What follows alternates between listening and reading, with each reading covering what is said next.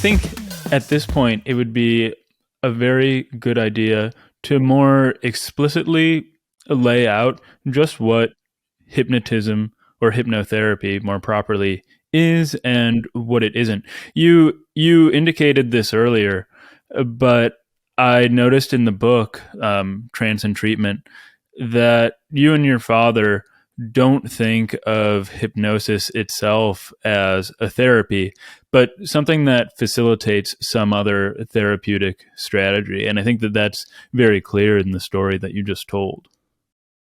That's right. I'm glad you saw it that way. Yes, hypnosis is simply a mental state of highly focused attention. It's like getting so caught up in a good movie that you forget you're watching the movie, you enter the imagined world. And that world comes to seem real for a while. So sometimes you get caught up in a movie, you don't judge it, you say, well, you're sort of swept along with it. And later on you may think, well, that wasn't so plausible and I didn't like the lead actor and whatever. But at the time, you're not judging it, you're just experiencing it. To do that, you put outside of conscious awareness things that ordinarily would be in consciousness. Now, we do that all the time. I can see you've got your back resting against the chair. Hopefully, you weren't even aware of the sensations in your back touching it. If you were, we can just stop the interview now. We do that all the time. Our brain is very good at paying attention to what we want to and putting outside of conscious awareness things you don't want to. So dissociation in a stronger sense is one of the things that accompanies the narrowness of focal attention in hypnosis. And the third thing, the thing that scares people the most that goes along with it, is what used to be called suggestibility, but it's really cognitive flexibility.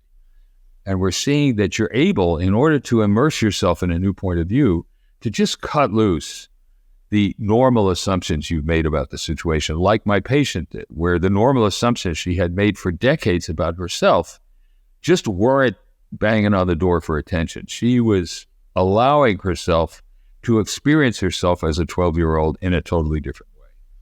And so it's a matrix within which lots of different therapeutic approaches can be used.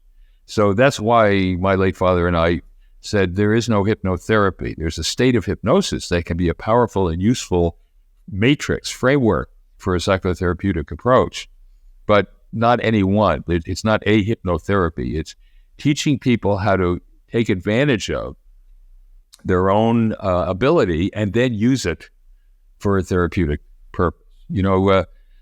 Plato said teaching and learning is all remembrance. That is, what you do is not do something to someone, you help them discover their own capacity. And so we start out every session measuring people's hypnotizability. It varies, and I have a much better idea of the way in which to work with someone when I know how hypnotizable they are. This contrast between framing it as suggestibility and cognitive flexibility is really striking to me. So we have this idea of suggestibility as one in which the mind becomes something of a blank slate in which you're very vulnerable and can just be reprogrammed.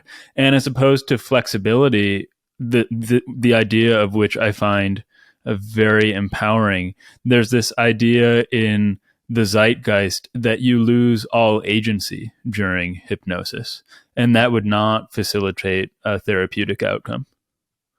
Well, that's a very nice way of framing it, and I think you're right that you can see it as an opportunity rather than a weakness or a liability, and it gives people a chance to see old problems from a new point of view.